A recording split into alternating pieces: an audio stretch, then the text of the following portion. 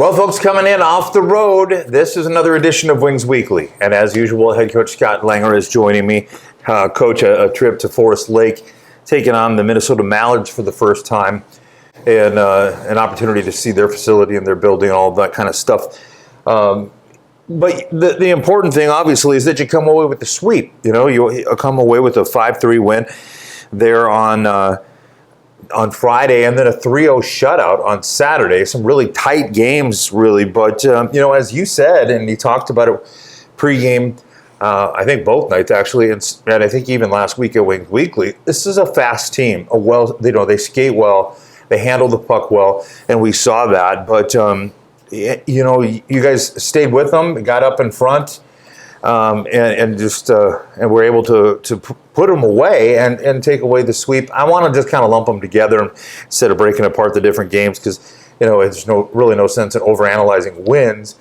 But a lot of good things happened. As a staff, you got to feel pretty good. Yeah, especially going into a new environment we're not used to. We don't know what we're up against.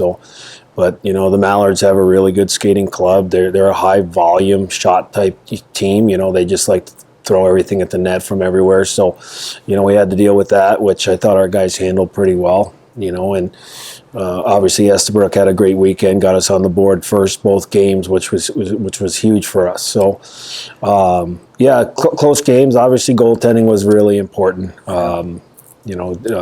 Damon had a great weekend, gave us the ability to win a couple games, and when you play like that, you have a chance. And Damon's been playing like that since he got here.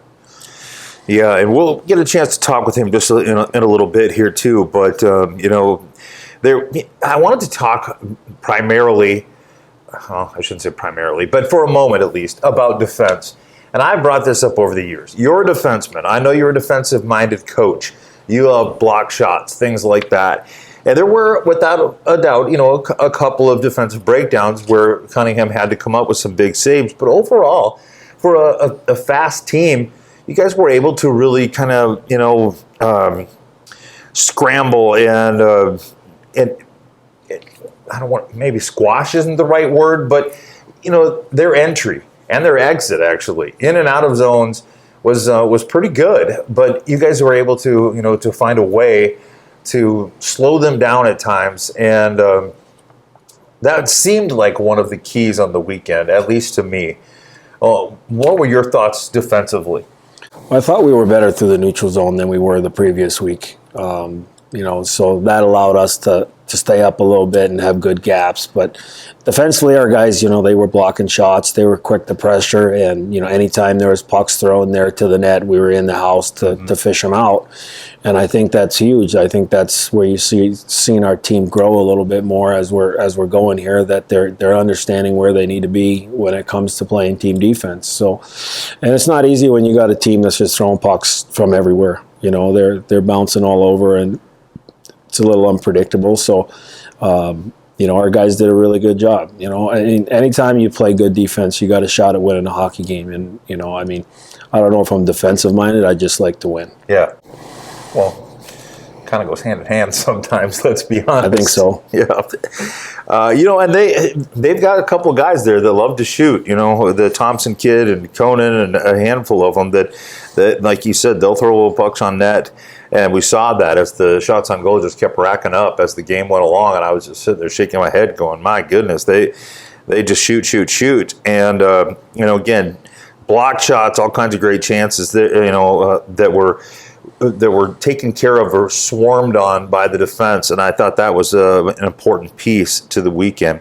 Offensively, there were shots and there were chances that, that you had good looks, obviously, there too. And again, it seemed like even when you start out, with that first goal, as the games go on, you continue to get stronger and continue to put more shots on and, have better chances. Offensively, are you liking what you're seeing from this squad? Yeah, I think there was points in both games where we just hemmed them in and kind of broke their will a little bit.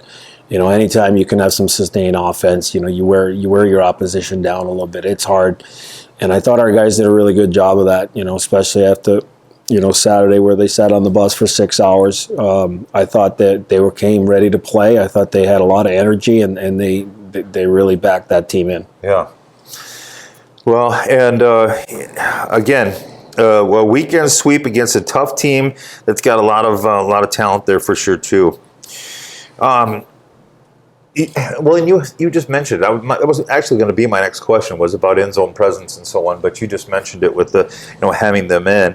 It seemed like a very important part too. Not that it really matters, but there's times that I don't know. I want to get away from sports and focus on some other things. It's a big world. There's a lot of things going on out there. But last night I was looking through some stuff and checking out some videos and things of defensive plays and some of the best defensive plays. Well, in a lot of different leagues, but sort of even in the NHL. And there's one, a handful that I've seen where like Burns takes one in the back of the neck. Another guy gets teeth knocked out. He goes over to the bench, and everybody's like, "Hey, good block, kid." And it got me thinking about what it takes and how different the sport of hockey is than say basketball or baseball or whatever else. This is a weird question, I suppose, but what makes that different? What makes a hockey player a hockey player? Why are they willing to stand in there, and take one for their team like that? And you think about a guy like Comfy, who, he's blood all over his sweater. That night we had a post game, down at City Lights, and a young man, I mean, I don't know, probably 4 or 5 years old, comes up to me and he was going, "Owie, owie," and pointing at his nose, and I was trying to figure out what he was talking about, and his parents were like, he's talking about Comfy with the blood, and I'm like, and he's back out there in 4 minutes, 5 minutes, he's back out there, and it's a different breed, and I don't know, I wanted to hear your perspective on why you think that is, or what makes a hockey player that is willing to do that? Well, I think there's a lot of tradition in this game. It goes way back to the day that they didn't wear helmets or face masks, or goaltenders didn't wear a mask, and there was a lot of pride put into physical hockey and blocking shots, and the game might be faster now, and athletes are bigger and stronger now, but the tradition is still there. A hockey player is a hockey player, and that means if you're going to be a hockey player, you're going to do things that aren't comfortable, right? And you really got to embrace the uncomfortable if you're going to be comfortable. So blocking shots and selling out and doing all that stuff, that started 100 years ago. Yeah. And it's just everybody who plays the game, that's just kind of what it is. That's why we play it. It's a brotherhood game, and you're out there for your brothers. It's 24 guys on a roster. There's not a lot of individualism, so I think there's pride. It's trying to think of the word. I mean, it's hockey. Like and you get a lot of guys that don't want to do that. But Mitch and I are doing a little bit of a study right now that the teams that win in the NHL are out blocking their opposition, and it's probably 9 out of 10 games. Really? And it's not close. And there's something there. I don't know what yet. We haven't figured out what's there yet, but I can tell you this. When players are playing that way, whether it's a big hit or taking a block shot or the big save or whatever it may be, they're enthused. They're in the game. They want to win. Whereas the teams that don't, those guys have low blocks. They don't want to be physical. They just want to get through the game. So I think that is one of the important aspects, is that you're in the game when you're seeing that kind of play. The word I kept thinking of was individualism, and how in the NBA and things like that, you have these guys that want to be stars. But when you have a locker room like this, it's not about being a star. It's about the W. It's about getting the win, and like you said, being there for your brothers. And I think that that's a big part of it too, and that's incredible and very cool and very unique, honestly, in the sports world to hockey, I think. And as I was saying, I watched some amazing blocks last night, and a lot of different plays that I was just like, whoa! Not everybody would do that, and not everybody can do that. Okay. Well, again, we wrapped up the weekend. A little bit of an overview. We didn't break it down too terribly much, but like we talk about, road wins or don't have to be pretty. They don't have to be whatever. You come away with a road win and a road sweep. It's a good feeling. You're on. Continue to move on to the next group, which is also another road game, and that is against the St. Cloud Norsemen. Again, early in the week, but what have you seen from the Norsemen?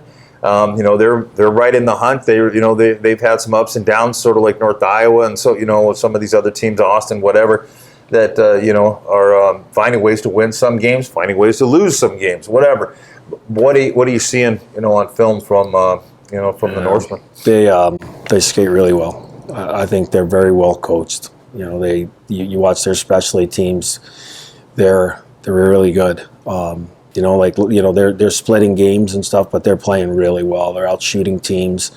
They're getting good goaltending, and obviously they'll be good at home. We're going to have to be really good. They're going to be a really good test. They are a team that is relying on a lot of their returners, and their returners have stepped up legitimately and been carrying that team. So we're going to have a really good week. We're going to have to go in there and play to our structure and try to chip after it and try to get some points. Well, and one of the things that's a little bit, if I'm being perfectly honest, a little bit uncharacteristic of St. Cloud is that they have the second fewest penalty minutes in the Central Division right now, which again, not always, that hasn't always been the case. And your kill was strong against a very good power play unit in the Mallards, but St. Cloud has not given up a whole lot of opportunities, a whole lot of chances. When it comes to giving people opportunities on the power play. So I would imagine that, as usual, special teams is going to be a big part of that and a big important piece as well. But on the flip side of that, something that continues to be a bit of an issue is the penalties that your team is committing or being called for or whatever. When you have 5 one night, 6 another, whatever, over the course of the last few weeks. I know that's something that you and I have talked about that you're trying to clean up a little bit. Do you feel like you're making any progress in that regard? Well, I was pretty animated about it after the first game with the Mallards. We're averaging about 6 minor penalties a game. Then the next night we came out and I think we only took 2. Mm-hmm. So hopefully the message is clear. If you want a good penalty kill percentage, just stay out of the box, and it's perfect. So, we have to, the penalties, the problem with the penalties are the type of penalties, the stick penalties, the trip penalties, the lazy penalties. Those are the problem penalties. You want to take a guy with you to the box, I'll go with that all day long. But we don't need to be taking, lazy penalties because we don't want to go the extra foot to make a play or to take a body, or we don't want to control our stick when we're in a scrum. So we need to get down on those penalties. We've made it very well known that it's making our games really hard, and it's wearing down our personnel, quite frankly. And on the other side of that, there's some players that don't play on specialty teams, and when you're consistently killing penalties, their minutes are going down, and that's unfair. So we need to be better in that category, and that's going to be addressed again. All right. Well, again, Coach, congratulations on a sweep there in Forest Lake against the Mallards. Also, congratulations on the Yankees making it to the World Series. About time you asked me about that. I was going to start with it, and then I thought, no, I'll wait a little bit. That's a big time deal right there. Yeah, it is. That's going to be a really good series, obviously, and it's great for a Yankee fan to see them back in the big games. 2 big markets, 2 big teams for sure. Who you got? Well, I mean, I know who you got, but how many games? Oh, let's go Yankees in 7. In 7? Yeah. I think it's going to be that close. Okay. All right. Well, again, congratulations on both of those things. Thank you for your time. Good luck against the Norsemen. We'll catch up on Friday night before the game. Thanks, Jay. All right, folks. Second portion of Wings Weekly comes up after this.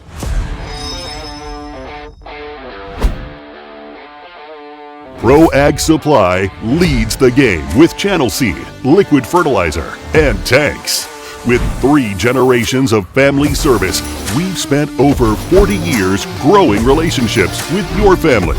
So whether it's game day or planting day, Pro Ag Supply and Channel Seed are by your side. Pro Ag Supply. L&O Transport and Farm wants you. They're currently hiring Class A CDL truck drivers and farm operators. Experience preferred, but not necessary. L&O offers great benefits like a 401k, 100% health, and year-end bonuses. Pay depends on experience, but wages are very competitive. They run the newest late model equipment and take pride in what they do. L&O Acres and Transport is a family-run business. Come be part of the L&O family. Give them a call at 605-226-0732. Second portion of Wings Weekly continues on. And as usual, we've got a player joining us, and this time a special player for sure, Damon Cunningham. And Sturgeon Bay County, Alberta, Canada.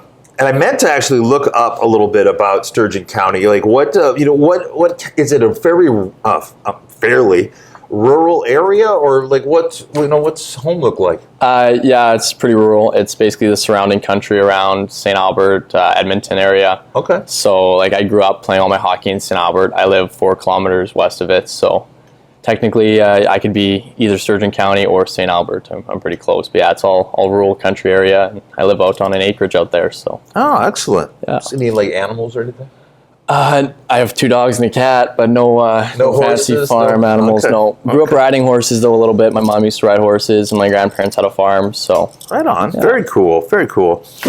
Well, and you've spent your career, playing in Canada. Mm-hmm. Is this your first time down into the United States, or have you maybe taken some trips at different times? No, we have a place down in Phoenix. Okay. So I go to Phoenix every year since I was like 5 or 6, and it's kind of my favorite place to go. And been to Disneyland a couple times, so I've made my way down to the States a few times before. All right, so this isn't like some huge culture shock like someone from Belarus or whatever would be like, whoa, this is a whole different world, the foods and everything, even though maybe you don't get any Putin down here, but no all-dressed chips either. No. I'm missing those right now, but you can order them online. I do. Really? Yeah. Okay. Yeah, I totally order all-dressed chips from Amazon. All right, we talked about your start kind of and where you got going. How about inspiration? Now it looks like you've had you've had some family members that have played and so on in the past. Is that kind of what got you going, or how did you become a hockey player? Yeah, growing up, my dad was a goalie. My cousin was a goalie. My uncle was a goalie. So, I think I was 6 or 7, and my uncle bought me a pair of street hockey goalie pads for Christmas, and kind of started me off wanting to be a goalie. My dad didn't want me to, though, so I started off as a defenseman and wasn't really good at it. But one day our goalie was sick and just kind of threw my hand up. My dad whacked it down a couple times, said, "No, you're not going to net." I raised my other hand. Coach was like, "Yeah, you're going." And the rest is kind of history after that. I loved it, and I was much better at it than I was at defense. So, did you ever ask him why he didn't want you to be a goalie? Yeah, because he was a goalie and his brother was a goalie. He's just like, "I don't want you being a goalie. I don't want the stress. It's too much money." The list goes on and on. So, sorry, Dad. It's funny because I've got some friends that have kids that have played goalie, and they always say that it's you can always tell the mom of the goalie because she's standing over by herself just pacing, where all the other ones are gathered up chit chatting, talking and stuff, and they're like, nope, they're focused because the weight of the world is on you. You know what I mean? Like, you're the last line of defense. And when if something goes wrong, that's a lot of pressure and a lot of stress for sure. So that's interesting, that you started that young, because that was going to be my next question: is have you always played? Always been a tendy but playing some defense. When I was a kid, I loved the pads. Yeah. I don't know what it was about me with equipment, but I always wanted to be a goalie because I liked the idea of getting all this gear on, But I was terrible. So, yeah, I was a right winger. But anyway, your stat sheet is looking pretty damn good. But it's more about what's not on the stat sheet that is the most impressive to me.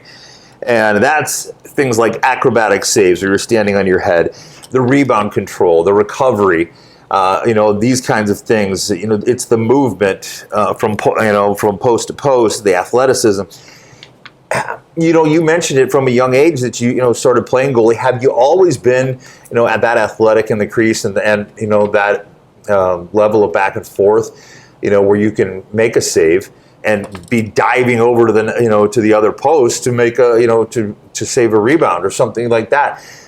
Because I don't think that's something everybody has, and I don't think that's something every goalie has. Some are a little bit more statuesque, they're big guys that, that are going to block shots and so on, but the movement is a different beast. Mm-hmm. Is that something that you've worked on a lot throughout the course of your career, or is it something that comes natural?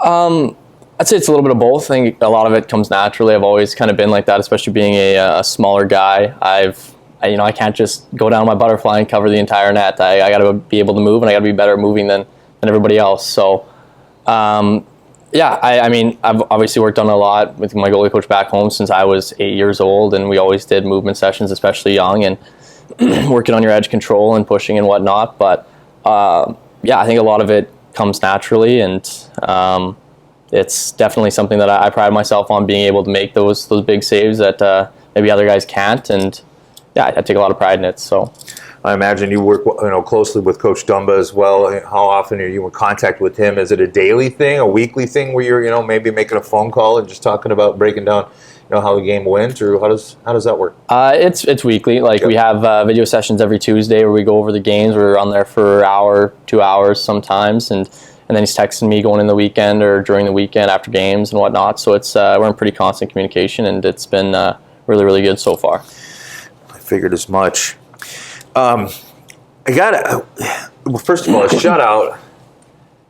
All right, wait a minute. I'm going to get off track on this because shutout on Saturday night. I was expecting some sort of a selling, and you just stood there. Yeah. And I'm like, what's he doing? I'm watching this going, there's not a fist pump. There's no emotion. You just stood there until everybody came to you. And then I was like, tell me what's going through your mind at that point. I don't know, facing 40 the night before, 43 Saturday night, being a little run down. We've had a lot of guys under the weather. I was kind of feeling it a bit this weekend too, where wasn't exactly feeling 100%, so I was just kind of tired. I was like, all right, let's get on the bus, let's get home.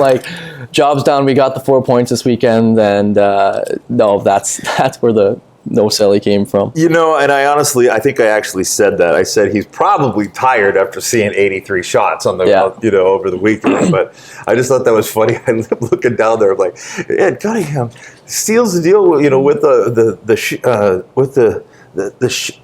shutout. Excuse me. And wins sweep the night, blah blah blah, or sweep the weekend. And I looked down, and you're just standing there, and I was like, "That's kind of weird." Yeah, that's funny though. Yeah, I imagine you got some work to do as far as just recuperating. I don't know if I had a vote, and I don't.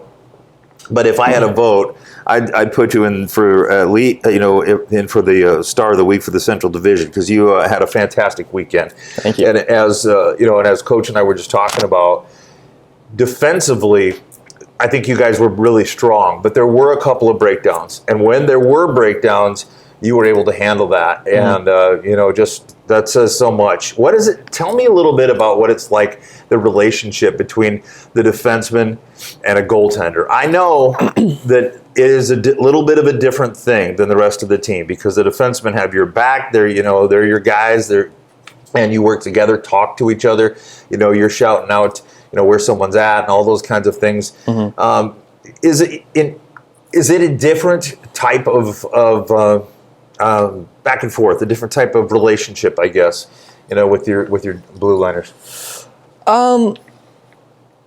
Not really. Yeah. I mean, we going into face-offs or whatnot, they'll kind of tell me what they're doing and what to be prepared for and what to look for. And obviously, we're working a lot during the week and doing game-like scenarios, 3-on-2s, 2-on-1s, where you kind of learn each other, and they learn what I'm going to do and how I'm going to play things, and I learn how they're going to play things, and kind of read off each other that way.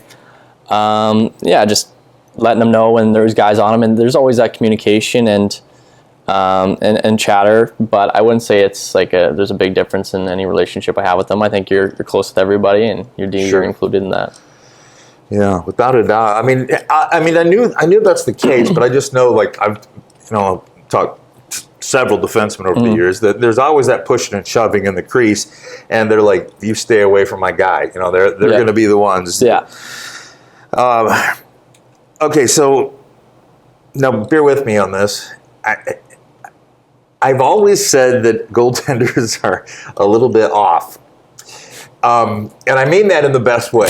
I really do. But if you're going to sit there and have a frozen block of frozen rubber shot at you at 99 miles an hour or whatever, and you're going to sit there and say, you know what, this is my deal. I feel like that's, there's some tendencies there. And the funny thing about this is, and the reason I bring it up, and I mean it in the very best way, I really do. But like I was watching Grew with the Kraken, and they're in their tunnel about to go out onto the ice, and there's a fog machine blowing fog out. So as they come out, and Grew's standing there and he's sweeping the play in the fog, like making it go different directions, and all the rest of the guys are just turning and looking at him like, "What the heck are you doing?" And I'm like, "Oh, there's a goaltender for you." And there's another one I wanted to bring up. One of my favorites on TikTok. Her name is Coho Connie, and she played NCAA Division I hockey and is a darn good goaltender. But now she's playing in a beer league, in Canada. She's mic'd up, and she talks to herself all the time. She's movie quotes. As people are skating in on her, she'll be, backpedaling and getting back in, just track. And the whole time she's like, "My apartment smells of rich mahogany," from from movies and things. She's just talking to herself, and it's hilarious to watch because she's just throwing these quotes out there and stuff. And I got to thinking, do all goalies do that? Like, what do you think? Do you ever talk to yourself during a game? Not like that. No, I wouldn't say I talk to myself a whole lot. I mean, when I was little, I used to sing whatever song was on in the break. But no, I don't do a whole lot of talking unless I'm yelling at myself for a goal or something like that. Or telling myself to stay dialed when I catch my mind wandering. But usually I just keep that in my own head. I don't really say a whole lot out loud. But I definitely used to sing. I don't talk about the state of my room or anything like that. So I don't know. There's some funny stuff when you watch some videos out there from. What? He got Star of the Week. Oh, he did get Star of the Week. There you go. Sweet. I figured you would, and I was thinking it. So when this airs, we can announce that he did in fact get Star of the Week. So congratulations on that. Thank you. Well deserved. Thank you. Deserved. Yeah, I don't know. I just wanted to throw that out there because I think it's pretty darn funny. There's a lot of videos out there of goalies that are just making comments and saying, "Oh, I got that one. I got a piece of that one with my stick right here," and they're pointing at their stick and just doing goofy things, and you're just like, Anyway. A lot of that goes on in the head. There's some saves you make, and you're like, "Did I get that?" But I don't say it out loud. But definitely in my head, I'm like, "Oh crap," or whatever it is. But yeah, that does happen sometimes, in certain circumstances. Are you a guy that thanks your posts? Thanks my posts. I'm not gonna get down on one knee and kiss my posts like Fleury or anything like that. But no, I don't. I don't thank my posts, but I appreciate that they're there. Yeah. I saw where Fleury actually said that he thanks them in English and in French because he's not sure where the steel came from. Anything I can do to contribute to the stigma around goalies being weird and lessening that, I will do. So you're not going to see me waving in smoke machines or kissing my posts anytime soon. Oh, I love it. All right, playlist. What's your music playlist look like? What's top 5 songs you're listening to right now? Oh, that's I listen to Southern Nights, little throwback on my way to the rink. And then I listen to Glenn Campbell's Southern Nights? Yeah. Really? Yeah. That's my on the way to the rink every day. Wow. Wherever I am, on the bus, I listen to that in my headphones. At the rink, it kind of ranges. I got a playlist of 20 songs, and I just play it, and whatever it lands on, and I listen to. But last year you would listen to sad music before I'd go on the ice.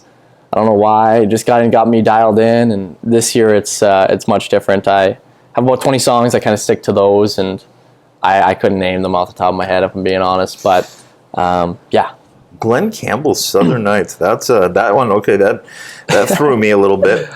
All right. So, what do you like to do when you're not on the ice? Do you have any hobbies? Maybe a guy that likes to go fishing or hunting or anything like that? I like to play Fortnite with the boys. Yeah. Like to go to the gym every day during the week, and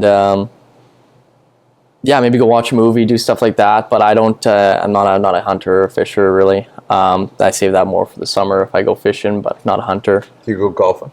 No, because I didn't bring my clubs this year, which I should have definitely brought my clubs. But yeah, that was a huge oversight. But I've made it out a couple times, and the courses are pretty nice here, so I'm regretting it a bit. Right on. All right. Well, up next we have the St. Cloud Norsemen. Mm-hmm. Have not seen the Norsemen yet this year.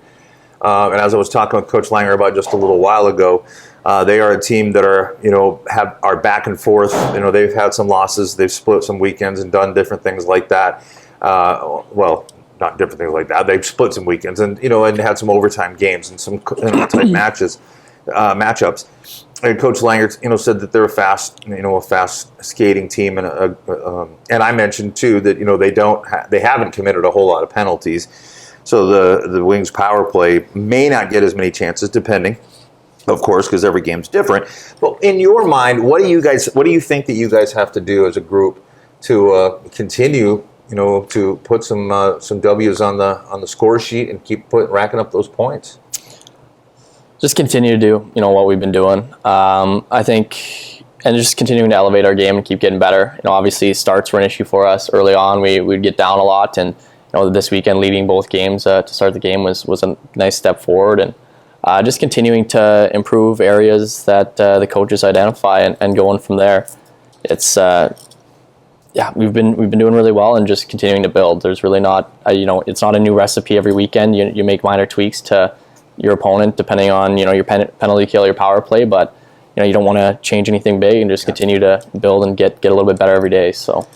Well, and coming from behind, offers a lot of I think down the stretch when you know that you've come from a 2-0 deficit or something like that. Mm-hmm. The bench doesn't get down, and I've said this before in weeks past on this show that it feels like in a lot of ways that this team is in mid-season form versus a group that's still trying to find a gel, find chemistry, and so on, especially with so many new guys.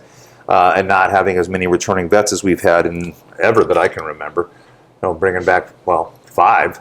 I don't think it's ever been that few. In some cases, it's been 10, 12. And there's a little bit more. So it's interesting. But we'll be at St. Cloud at the MAC there in the Municipal Athletic Conference or Complex, in St. Cloud. This weekend, that again is October 25th and 26th. The Norsemen, 7 p.m. puck drop Friday, and 6:30 puck drop on Saturday. Watch all the games at NAHLTV.com or listen on 94.1 The Rock, HubCityRadio.com, or the Rock app on your mobile device. You can listen anywhere you go. Next weekend, November 1st and 2nd, it is again against the Minnesota Mallards. Friday is Halloween night, presented by Wireless World. It's also NSU night. Northern State students receive discounted tickets at the door, or you can contact the Student Activities Office for your tickets. And that's the 1st and 2nd back here at the ODI Center against the Minnesota Mallard. Saturday night is Halloween night, presented by the Optimist Club. Kids, wear your Halloween costume one more time and join us on the ice after the game for the Crafted Interior Skate with the Wings. A great chance to meet the players and talk with them. Tickets available at tickets.aberdeenwings.com or any of the Sea Express locations in Aberdeen. Sponsorships and reserved season tickets are now available for the 2024-2025 season. Call Aaron at 605-380-5852 for more information. And for all the latest news and information on the Wings, visit aberdeenwings.com or follow us on Facebook, Twitter, and on Instagram. And these videos can be found on YouTube as well. Once again, folks, Damon Cunningham, thank you so much for joining me here on Wings Weekly. I know how busy you guys are, and hopefully you get a chance to recuperate after seeing so many shots and having a huge week. And congratulations on the Star of the Week for the Central Division. Awesome. Sweet. Thank you, Jay. Yeah, you betcha. folks, that's really pretty much going to wrap up this week's Wings Weekly.